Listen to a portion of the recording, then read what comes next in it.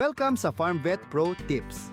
Di ako lisensyadong veterinaryo pero may 30 taon na kong karanasan sa pag-aalaga ng baboy at iba pang livestock at poultry animals, pati na rin sa pagtatanim sa bukid.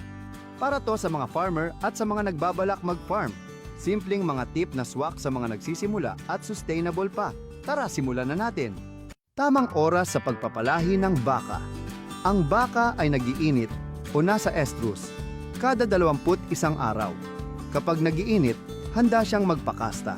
Tumatahimik ito sa loob ng 12 hanggang 24 na oras.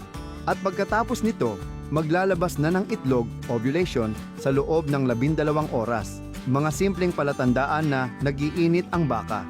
Maingay at parang may hinahanap. Umaakyat o inaakyat ng ibang baka, tumitigil at nagpapakasta. Ito ang tinatawag na standing heat. May malinaw na mucus sa reproductive organ ng baka. Kailan ang tamang oras para pakastahan? Kung nakita mong nagiinit sa umaga, kastahan sa hapon. Kung gabi, nakita kastahan, kinabukasan ng umaga. Pinaka-ideal, 8-10 oras matapos unang makita ang standing heat. Pwede itong gawin natural gamit ang toro o AI, artificial insemination, kung walang toro sa farm.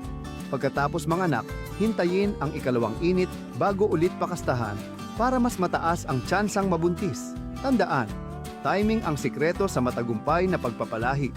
Yan ang Farm Vet Pro tip natin ngayon.